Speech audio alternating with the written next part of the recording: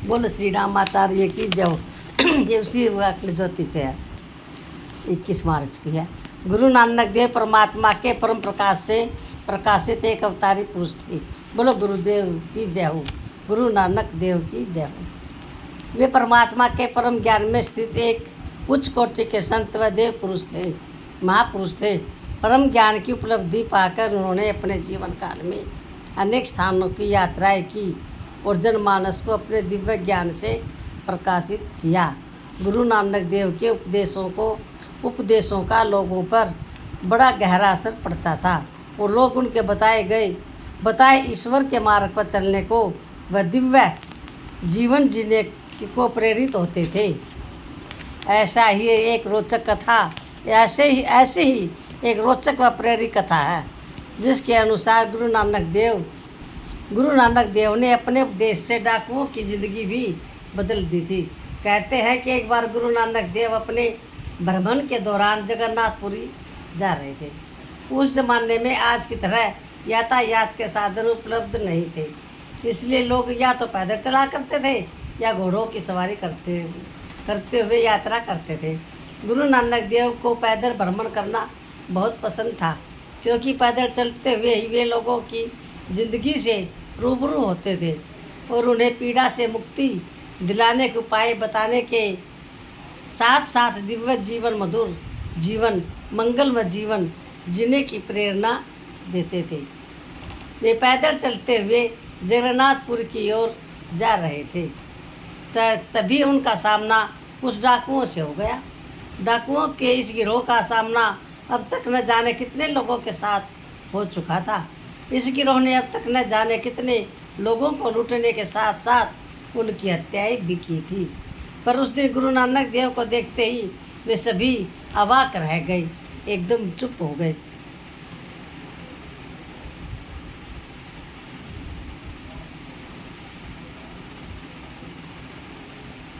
गुरु नानक देव के चेहरे पर छाए अपूर्व तेज, परम शांति, निर्भयता और निस्तब्धता को देख वे सभी अचंभित थे, आश्चर्यचकित थे, क्योंकि उस दिन से पहले उनका सामना किसी ऐसे व्यक्ति से हुआ ही नहीं था।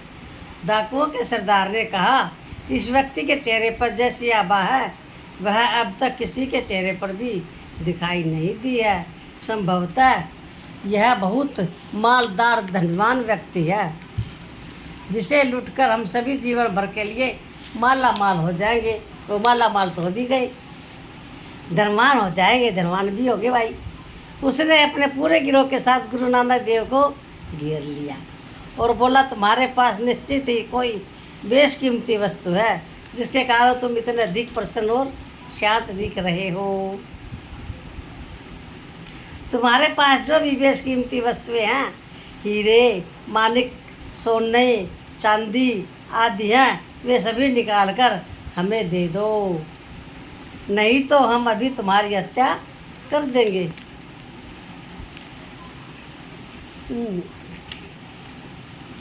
डाकू पूरी तैयारी के साथ आए थे, पर उन्हें देखकर भी गुरु नानक देव बिल्कुल बेखौफ व निर्भय थे। गुरु नानक देव बोले, ठीक है, तुम सभी जो कुछ लेना चाहते हो ले सकते हो, पर मेरी एक आज से आखिरी इच्छा भी है। डाकुओं के सरदार ने कहा, आज तक हमसे किसी ने अंतिम इच्छा का जिक्र नहीं किया, पर तुम हमें औरों से बिल्कुल अलग दिखते हो, इसलिए हम तुम्हारी इच्छा पूरी करेंगे। चलो जल्दी बताओ, तुम्हारी क्या इच्छा है। गुरु नानक देव मानव मन के मर्मज्ञ थे, सो उन्होंने कहा, मेरी अंतिम इच्छा यह है कि जब तुम मुझे मार दो तब तुम मेरे सबको जब तुम मुझे मारोगे ना, तो मेरे सब का अंतिम संस्कार जरूर कर देना, ताकि इस मानव देह का अपमान न हो। इसलिए पहले आग जलाने का प्रबंध कर लो। गुरु नानक देव की इच्छा जानकर पहले तो डाकू चकित हुए, लेकिन फिर उन्हें सोचा यह कोई ऐसी मांग नहीं जिसे पूरा ना कर सके। इसलिए सरदार अपने 2 साथियों के साथ लकड़ियाँ लाने के लिए रवाना हुआ। शेष अन्य डाकू गुरु नानक देव को घेरे रहे। सरदार अपने 2 साथियों के साथ लकड़ियाँ लाने के लिए चला जा रहा था कि तभी उन्हें कहीं दूर से धुआं उठता हुआ दिखाई देने लगा। वे उसी दिशा की ओर बढ़ चले। वहाँ पहुँचकर उन्होंने देखा कि गांव के लोग एक शव की अंत्येष्टि कर रहे हैं। डाकू उन लोगों के पास गए और उनकी बातें सुनने लगे। लोग उस मृतक की निंदा कर रहे थे। एक व्यक्ति कह रहा था, अच्छा हुआ कि यह दुष्ट पापी हत्यारा शैतान मर गया, वरना यदि यह जीवित रहता,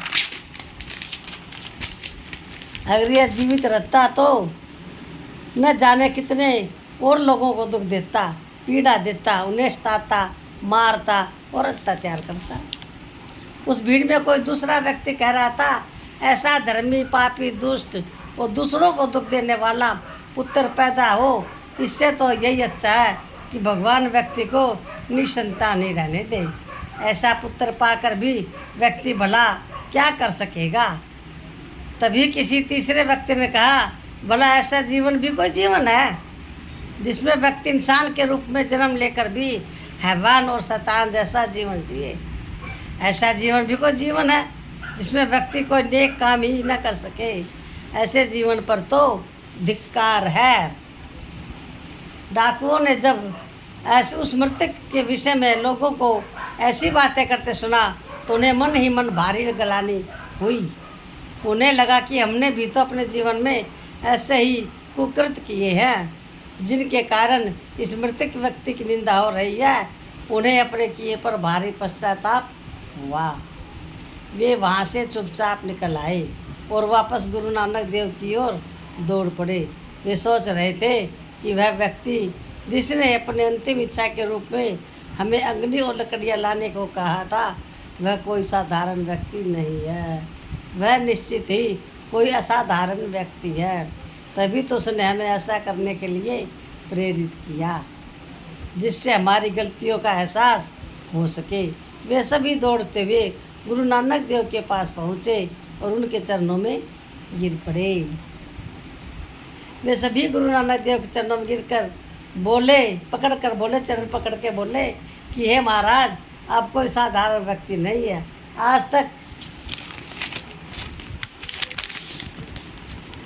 तक हमने जाने कितने अधर्म किए हैं, पाप कर्म किए हैं, बुरे कर्म किए हैं, लेकिन अब तक हमें किसी ने भी ऐसा उपदेश नहीं दिया, हमें हमारे बुरे कर्मों का एहसास नहीं कराया जैसा कि आज आपके माध्यम से हमें हुआ है। महाराज, अब आप ही हमें बताइए कि हम क्या करें। गुरु नानक देव बोले कि सबसे पहले तो ये काम छोड़ दो और प्रतिज्ञा करो कि जीवन में कभी चोरी नहीं करोगे और कभी किसी की हत्या नहीं करोगे। गुरु नानक देव आगे बोले, अंतर्यामी परमात्मा हमारे सभी कर्मों को देखता है। भूलवश तुम सब ने अब तक की जिंदगी पाप व धर्म के मार्ग पर चलते हुए बिता दी। अब संभल जाओ और परोपकार में लग जाओ। यह मत भूलो, यह जिंदगी हमेशा नहीं रहेगी। एक दिन तुम्हें हर एक आंसू का हिसाब देना होगा। जो तुम्हारी वजह से किसी दुखी इंसान की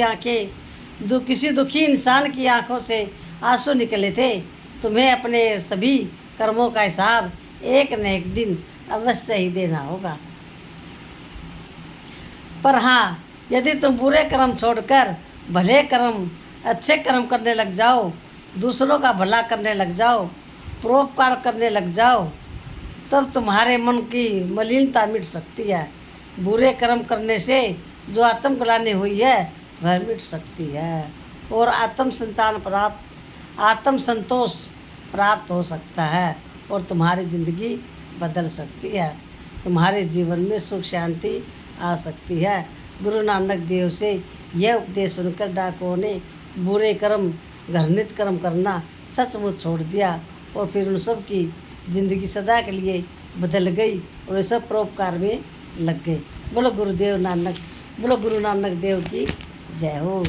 ऐसे थे हमारे गुरु नानक देव।